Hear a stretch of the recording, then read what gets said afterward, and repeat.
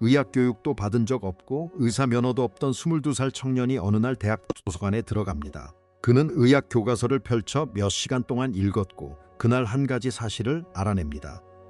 병원에 가득한 의사들이 끝내 풀지 못한 진단을 자신이 찾아냈다는 사실이었죠. 더 놀라운 건 그 환자가 낯선 사람이 아니었다는 겁니다. 그가 15살 때부터 사랑했던 여자, 그리고 의사들이 서로 다른 병명을 들이대는 동안 점점 죽어가고 있던 사람이었습니다. 이 이야기가 어디로 흘러갈지 궁금하다면 지금 바로 좋아요와 구독, 알림 설정까지 부탁드립니다. 이런 이야기 끝까지 봐야 진짜 무서움 이야기가 아닙니다. 여러분은 지금 파인만 코드를 보고 있습니다. 이건 단순히 리처드 파인만의 비극적인 사랑 이야기가 아닙니다. 이건 전문가라는 이름이 얼마나 쉽게 껍데기만 남을 수 있는지, 그리고 외운 지식이 이해를 대신하는 순간 어떤 일이 벌어지는지를 보여주는 이야기입니다. 파인만은 자기 아내의 병상 앞에서 우리가 생명을 막하는 법보다 외우는 법에 더 익숙하다는 걸 똑똑히 봤습니다. 그녀의 이름은 알린 그린바움이었습니다. 이상은 목에 생긴 혹 하나에서 시작됐죠. 나타났다가 사라지고 잠잠해졌다가 처음엔 덤죽 삼촌은 다시 부풀어 오르는 덩어리였습니다. 의사 면허를 가진 삼촌은 오메가 오일을 문질러 보라고 했습니다. 치명적인 병에 대한 첫 의학적 조언이 고작 그 정도였던 셈입니다. 하지만 상태는 점점 나빠졌습니다. 생기고 통증이 심해졌습니다. 열이 오르고 부종이 생기고 통증이 심해졌습니다. 두 번째 의사는 그녀를 하던 방식대로 했습니다. 격리 조치, 보호복 전염병 환자 취급까지 모든 절차가 다 따라왔죠. 여기서 파인만은 늘 하던 방식대로 움직입니다. 남의 권위를 믿기보다 직접 확인하는 방식이었죠. 그는 자료를 찾아보러 갔고 장티푸스에는 위달 검사라는 결정적인 검사가 있다는 걸 알게 되었습니다. 세균 감염 여부를 비교적 분명하게 보여주는 검사였죠. 결과는 간단했습니다. 양성이냐 음성이냐. 그래서 파인만은 의사에게 의사 결과가 어떻게 나왔죠? 답은 음성이었습니다. 그 순간부터 이상해졌죠? 답은 음성이었습니다. 그 순간부터 모든 게 이상해집니다. 검사 결과는 아니라고 말하는데 왜 격리를 합니까? 왜 보호복을 입습니까? 왜 자기 검사 결과와 반대로 치료를 하죠? 하지만 의사는 설명하지 않았습니다. 대신 알린의 부모에게 가서 파인만이 간섭한다고 불평했죠. 그리고 가족은 파인만에게 물러나라고 했습니다. 그분은 의사고 파인만에게 물러나자일 뿐이야. 이 장면이 무서운 이유는 단순합니다. 검사 결과가 틀렸을 가능성을 검토한 것도 아니고 진단을 다시 생각해 본 것도 아닙니다. 22살 청년이 논리적인 질문을 했다는 사실 자체가 불쾌했던 겁니다. 파인만은 훗날 이 시기를 떠올리며 이런 취지로 말했습니다. 이런 사람들은 자기가 뭘 하는지 정확히 모를 때가 많고 누가 문제를 지적하면 이해하려 들기보다 모욕으로 받아들인다고요. 잠깐 생각해 보세요. 의사가 내린 진단을 뒤집은 건 다른 전문의도 더 비싼 장비도 아니었습니다. 도서관 카드 하나 들고 있던 청년의 질문 한마디였죠. 재검카드 하나 들고 있던 청년의 질문 지각이었죠. 그런데 그 질문에는 잠시 호전되는 듯했습니다. 시간이 지나면서 알린은 잠시 호전되는 듯했습니다. 하지만 곧 다시 부어오르기 시작했습니다. 겨드랑이, 사타구니, 여기저기 림프절이 커졌죠. 새로운 의사가 그녀를 진찰하고는 림프계 질환이라고 했습니다. 문제는 거기서 멈췄다는 겁니다. 어떤 림프계 질환인지 그 다음은 아무도 자신 있게 말하지관으로 향합니다. 그때 파인만은 프린스턴 도서관하지 못했습니다. 림프계 질환 관련 교과서를 꺼내 처음부터 끝까지 읽기 시작하죠. 병명들을 하나씩 훑어 내려가던 중 결핵성 림프절염에 대한 문장을 보게 됩니다. 책에는 이렇게 적혀 있었습니다. 이 질환은 진단이 매우 쉽다. 파인만은 그 문장을 읽고 오히려 결핵을 제외해버립니다. 너무 쉽게 진단되는 병이라면 의사들이 이미 찾아냈을 거라고 생각한 거죠. 그 판단은 당시로선 꽤 그럴듯했습니다. 이름만은 당시로선 꽤 그럴듯했습니다. 그리고 그게 인생에서 가장 뼈 아픈 오판 중 하나가 됩니다. 그는 계속 읽었습니다. 림프, 결국 암 계열의 질환들이 이어졌죠. 이름은 달라도 결국 암 계열의 질환들이 이어졌죠. 그런데 파인만은 문헌을 읽다가 기묘한 점 하나를 발견합니다. 어떤 병은 환자가 죽으면 한 이름으로 불리고 조금 더 버티면 다른 이름으로 불린다는 식으로 구분하는 게 아니라 결과가 나쁘면 이 병, 조금 덜 나쁘면 저 병처럼 붙여놓은 것처럼 보였던 거죠. 이름은 달랐지만 저 병처럼 것처럼 흐릿했습니다. 생사를 가르는 영역에서 쓰이는 용어가 이렇게 애매하다면 도대체 의사들은 무엇을 기준으로 판단하고 있는 걸까요? 파인만은 결국 가장 가능성 높은 쪽을 불치성 질환으로 받고 호지킨병 가능성을 알린에게 조심스럽게 말합니다. 이후 알린이 직접 의사에게 묻죠. 혹시 호지킨병일 수도 있나요? 의사의 대답은 이랬습니다. 그럴 가능성도 있죠. 그게 다였습니다. 얼마 뒤 카운티 병원에 간 알린의 차트에는 이런 문장이 적혀 있습니다. 호지킨병, 호지킨병? 물음표였습니다. 훈련받은 의사가 자기 진단 뒤에 물음표를 붙인 겁니다. 그리고 놀랍게도 도서관에서 같은 진단 뒤에 읽은 물품 역시 거의 똑같은 수준의 확신밖에 갖지 못하고 있었죠. 차이가 하나 있었습니다. 파인만은 자신이 모른다는 걸 인정했고 의사는 모른다는 상태를 권위로 덮으려 했다는 것. 파인만은 그 순간 깨닫습니다. 이 문제에 관해서는 저 의사가 나보다 더 아는 게 없구나. 하지만 이 이야기에서 가장 충격적인 순간은 많은 사람들이 그냥 지나치는 한 장면에서 나옵니다. 병원은 알린의 케이스를 논의하기 위해 특별 회의를 열었습니다. 회의가 끝난 뒤 간호사가 휠체어에 앉은 알린을 복도로 데리고 나오고 있었죠. 그때 회의실에서 한 작은 체구의 남자가 급히 뛰어나옵니다. 숨을 헐떡이며 알린에게 딱 한 가지를 묻습니다. 혹시 피를 토한 적 있습니까? 기기침하다가 피가 나온 적은요? 그 순간 간호사가 그를 막아섭니다. 환자에게 무슨 질문을 그렇게 하느냐며 쫓아내버리죠. 그리고 파인만에게 설명합니다. 저 사람은 동네 의사인데 회의에 와서 늘 문제만 일으켜요. 파인만은 나중에 이 장면을 회상하며 아주 짧게 적습니다. 나는 그때 눈치채지 못했다. 피 섞인 기침. 그건 결핵의 너무나 교과서적인 증상이었기 때문입니다. 즉 병원 전체에서 가장 중요한 질문을 던진 사람은 바로 그 문제 많은 의사였던 겁니다. 시스템은 그를 진지하게 듣지 않았습니다. 왜냐하면 그의 질문이 당시 병원이 붙들고 있던 공식 이론과 맞지 않았기 때문이죠. 이게 핵심입니다. 진실에 가까운 질문은 종종 체계 안에서 불편한 소음처럼 취급됩니다. 모두가 같은 방향으로 틀려가고 있을 때 결국 병원은 호지킨병으로 결론을 씹겁니다. 치명적이고 사실상 치료법이 없는 병연을 굳힙니다. 치명적이고 사실상 치료법이 없는 병이라고 말했죠. 한 의사는 파인만을 따로 불러 예후를 설명한 뒤 이렇게 말합니다. 우리는 그녀에게 선열병이라고 말할 겁니다. 파인만은 거부합니다. 이미 둘은 호지킨병 가능성에 대해 솔직하게 이야기해왔고 하지만 의사는 고개를 저었습니다. 부모님이 그녀의 사는 고개를 저었습니다. 그녀에게 알리고 싶어 하지 않습니다. 먼저 가족과 이야기해보세요. 그 뒤에 벌어진 건 설득이 아니라 집단 압박에 가까웠습니다. 부모, 친척, 가족 주치의까지 모두 나서서 파인만이 어리석은 젊은이이며 진실을 말하면 이 훌륭한 여자를 무너뜨릴 거라고 몰아붙였죠. 그리고 결정적으로 어린 여동생이 울면서 파인만의 가슴을 치며 말합니다. 알린은 너무 착하고 너무 아름답고 이런 고통을 받을 사람이 아니라고. 그 말이 파인만을 무너뜨립니다. 그는 알린에게 줄 편지를 하나 씁니다. 만약 나중에 내가 거짓말한 걸 내가 알게 된다면 우리 관계는 끝나도 괜찮다. 그 편지를 주머니에 넣고 다녔죠. 자신이 무너지더라도 진실을 말할 기회를 드가 파인만을 보며 말합니다. 이제 알겠어. 우리가 들어가자 알린은 부모님 곁에 앉아 있다가 파인만을 얼마나 소중한지. 다들 서로에게 진실을 말해왔다는 게 얼마나 알지 않아. 리처드 말해줘. 다 내가 호지킨병이야. 아니면 선열병이야? 파인만은 말합니다. 선열병이야. 그는 그 순간 속으로 선열병이야. 하지만 일주일 뒤 알린이 다시 그를 부릅니다. 파인만은 편지가 여전히 주머니에 있는지 확인하고 그녀의 방으로 들어갑니다. 알린은 그를 바라보다가 다시 묻습니다. 이번엔 숨지 못했습니다. 호지킨병이야? 이번엔 숨지 못했습니다. 호지킨병이야? 그리고 그는 편지를 꺼내려 했죠. 하지만 알린이 처음 꺼낸 말은 자신의 죽음이 아니었습니다. 세상에, 그 사람들이 당신을 정말 힘들게 했겠구나. 자기가 죽는다는 말을 들은 직후 그녀는 먼저 파인만을 걱정했습니다. 버텼어야 했어.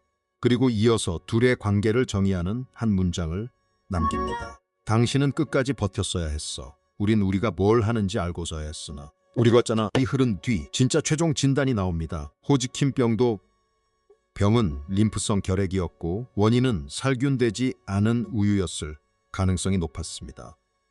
결국 모두가 틀렸습니다.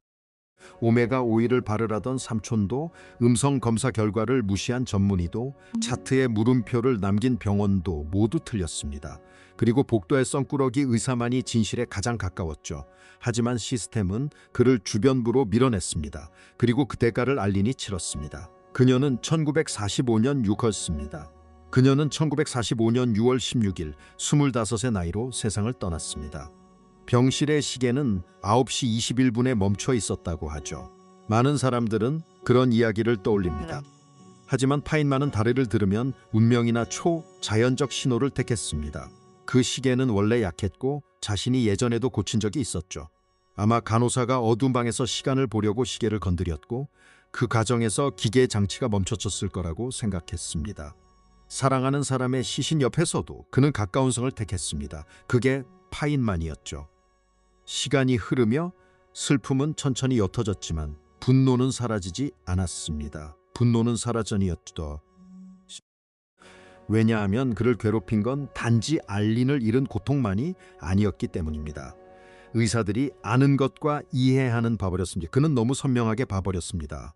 그리고 그 틈은 병원 밖에서도 계속 반복되고 있었습니다. 프린스턴에서 그는 대학원 생물학 수업을 들은 적이 있습니다. 첫 과제는 고양이의 신경계와 관련된 것이었죠. 파이만은 도서관에 가서 사서에게 고양이 지도를 달라고 했습니다. 사서는 그를 이상한 사람으로 보듯 쳐다봤죠.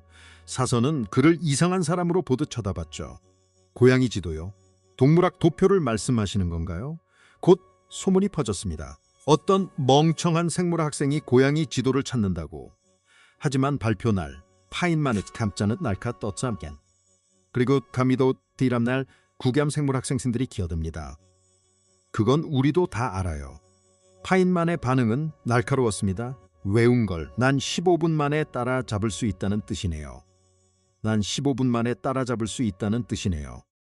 그의 요지는 단순했습니다. 조회할 수 있는 사실을 머릿속에 쌓아두는 것과 그 사실이 무엇을 응력이라는 거죠. 학생들은 지도를 외웠지만 파인만은 지형을 이해하려 했습니다. 그리고 그는 알린의 병상 옆에서 그 차이를 이미 봤습니다.